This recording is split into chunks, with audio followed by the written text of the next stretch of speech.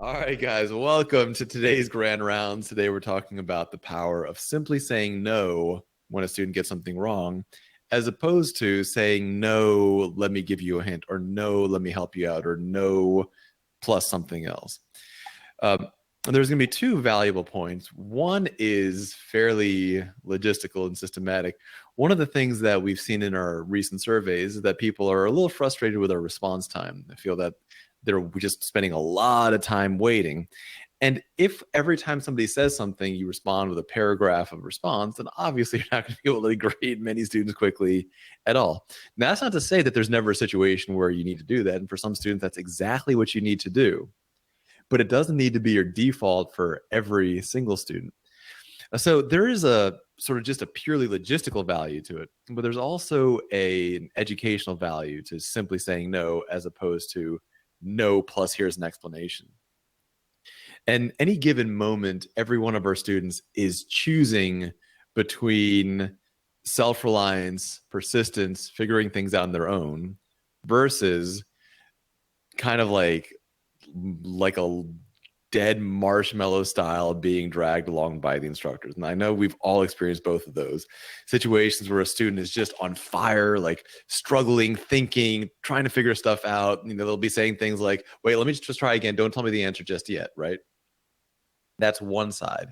And then on the other side, we've seen those situations where students are just mentally checked out, just, clearly just saying total nonsense.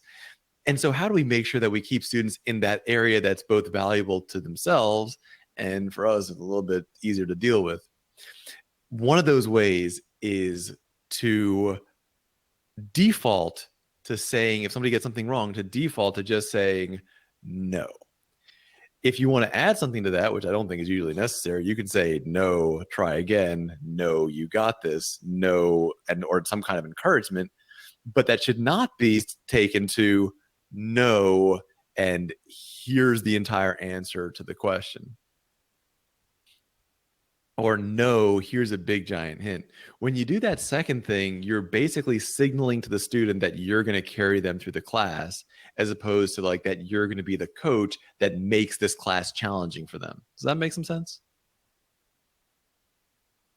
I'll take that as a yes. Makes sense to me. All right, cool. Now, it's very difficult for people to say no. I mean, Chelsea was telling me that she had, in some of the stuff she went through this weekend, that's one of the things that they discussed, that she noticed, that it can often be, it's one of the hardest things for people to do. They need to, whenever they say no, they need to follow it up with some kind of excuse. If someone says, hey, do you want to come to my house for dinner? It's hard to just say no. It's easier to say, oh, I would really love to, but I can't, or something like that. For us, remember, we need to be kind of like sometimes we need to be like the nice, comforting, whatever, but a lot of times we need to be like the brutal football coach that's there to inspire people to greatness, not the, like nursemaid that's there to like help somebody who can walk perfectly well walk because they don't feel like walking.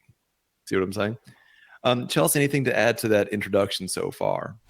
That's pretty much what I was going to say. I mean, in terms of adding to it, just the stuff that I experienced this weekend, it's very funny, when asked, did you do something, people will never just say no. And I think start to go through your own life and really analyze the way that you talk to people, because Arvin's right. If somebody asks you if you can go somewhere or if you want to go somewhere, you'll almost never just say no. I mean, really, if you look back on your life, like think about the number of times you've actually just said no. If you are already doing this, good for you. Keep doing it here also, but it's very uncommon. So just kind of bringing that awareness to the work that we do here. Obviously, I have yelled at a lot of you to just say no sometimes, but yeah, that's good. Let's talk about some of the areas in which that can backfire, right? And this is why it's really, really critical for all of us to make sure that we have video on at all times, that you can always see the talkie room, right? When you say no, you do need to gauge the other student's response. You need to be able to gauge the student's response. You do need to know that if you said no and that student has become very visibly upset, that you need to respond to that. That doesn't mean you need to cave into that. That's not what I'm talking about at all. You don't need to cave in and say, oh, I'm so sorry that I said no, here's the answer. What you do need to do is discuss with the student, or what you can do is discuss with the student why we're just going to say no, why you believe that they can do it, all that kind of stuff. So it's observing somebody's emotional state means you respond to the emotional state. It doesn't mean you get like bullied around by their emotional artillery. See the difference, guys? Yeah. Yes. So, so that's like the first kind of part, the first aspect of a more simple and direct answer. Now, an interesting thing, another thing that came up from some of the recent surveys, one of the things that people said that they liked about the class, that one of the students said that they liked about the class, is the fact that they can listen to music during class. Now, notice that we do tell people automatically to turn their music off, and that doesn't work. What that signals to me is that we've made it okay for students to be partially engaged. Does that make sense? We've made it okay for students to say like, yeah, I can put in like 10% of my effort in here. And that's something that I've definitely been seeing across the board with our students. It's been weird over the last 3, 4, 5 years that it almost seems like the average intelligence of students has been just going downhill. Biologically, that is not possible. So what I think was actually happening is that we're getting a smaller and smaller percentage of a student's intention and focus. What are the things that can bring up attention and focus? There's a lot of things. One is to be engaged and connected and all that kind of stuff. The other one is just sheer fear and panic. I mean, there's a very large number of students over the years, and this, primarily in tutoring, that I just literally terrified into doing well at math and using various techniques to do. Now, of course, you do sometimes have some retention issues with that. But the point is, a little bit of fear, a little bit of adrenaline is not necessarily a bad thing, as opposed to the feeling that they can basically be at 2% consciousness. It doesn't need to be like that. Sometimes it's okay if you guys ever use like one of those like soaps that have menthol in it, like a mint soap, so like you put it on your face and just like jerks you awake. That's totally fine to have in class. It is okay to smack people awake from time to time, especially if you feel they're drifting. And there's a lot of different ways to do that. Simplest way to do that is just say no and nothing else. A blank no snaps people awake. Yeah, also jumping in there, if you just say and then some students will come back and they'll start to like complain about, well, I just don't understand. Like, can't you just tell me how to do it? And that gives us then the perfect intro or segue into talking to them about why we don't just give them answers and explaining the Socratic learning style to them and telling them why learning through discovery is so important and so beneficial. And you can really then engage with them on a different level. So I think that's also pretty critical, in addition to, kind of snapping them awake. One other side thing I will add is if you really hate, so I really hate just typing in. Trust me, I got you. I lately have been, I'll type nope, especially if it's super wrong, because it brings up the GIF and that's funny. I will also type stuff like nah or something kind of ridiculous, right? That's part of my whole persona of trying to like be, a cool teenager kind of a thing. But I think some things like that work. I also have invented recently a new word that I call NERP, which is N-E-R-P. It's like nope, but when I don't want the GIF to trigger, or the meme to trigger. But you can create stuff like that, and even if it just makes people laugh. Honestly, one of my students the other day was like, excuse me, I would just like to ask, what is a NERP? Which was the most spectacular moment, like, ever, right? So it does create different moments with the student that's also very good. Yeah. So anybody have questions about this idea about when to use a simple? Go ahead. Okay. So yeah, I guess that basically summarizes what I wanted to talk about today, getting this idea across of just defaulting to a simple no and understanding that it's not your job to carry the student. It's more your job to like fire the student up through whatever combination of comfort, fear, panic, encouragement, whatever works. But all of those things, which are more emotional, are not the same as caving in, giving the answer. Cool. Yeah, so I had a question. What about saying things like not quite or close or something that's like no but more That's tricky. encouraging? So when you say things like close or not quite, then the student's going to, like anyone is going to try to sort of psychologically play hot and cold, right? Because if they're like, oh, not Yeah. quite, now I'm getting closer. Now they're playing poker with you, not trying to solve the problem. Okay. Now there can be subtle issues with that, right? So if somebody has, let's say they've done a sentence diagram, it's like basically totally right, but for one of the lines, instead of going through the horizontal line, it like stops at the horizontal line. Something like that, a simple N would be kind of like a disproportionate over response.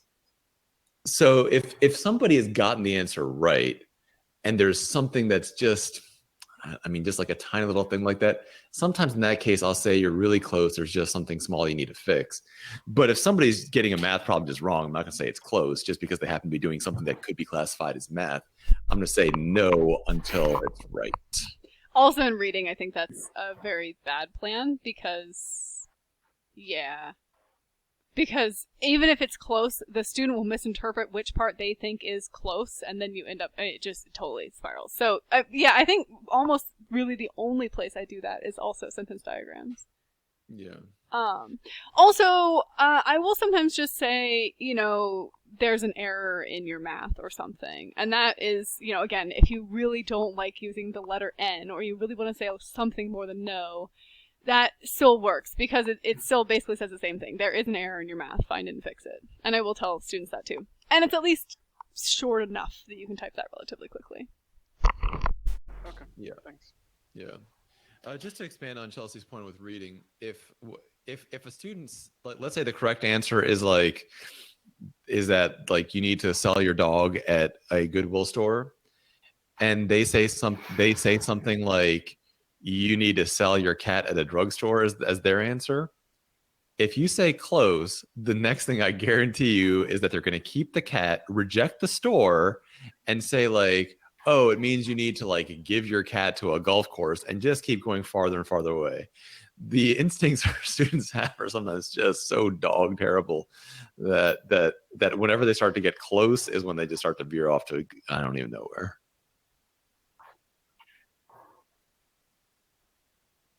All right, cool. Marvin, Yeah, go ahead, Terrence. I have a question, not directly related to the topic that you're talking about right now. Sure, go ahead.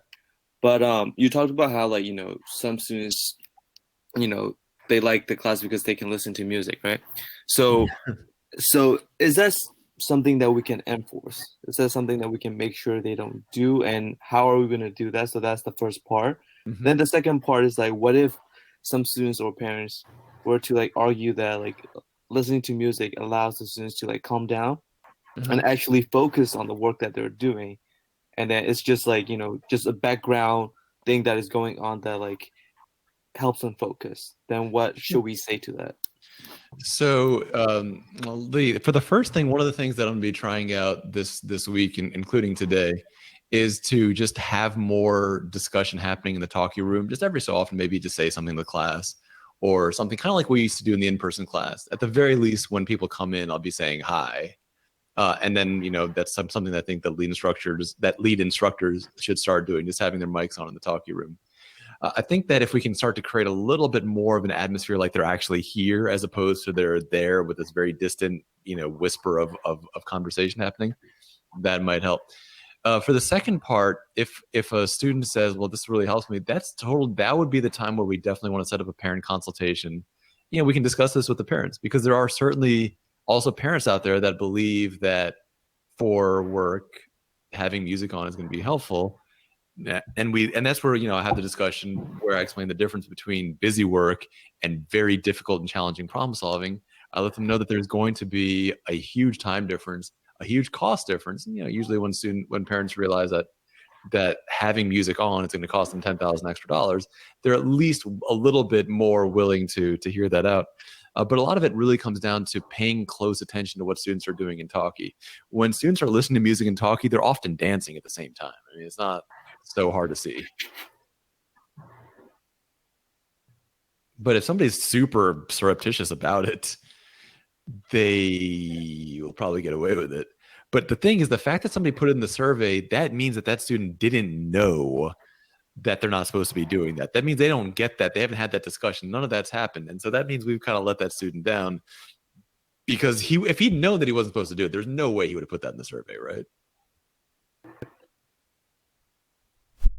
And my guess, it's probably a younger student.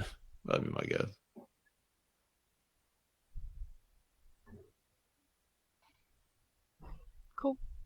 Cool. All right. Well, I'll see a bunch of you guys in class, and thanks for coming to today's grand rounds on the power of no.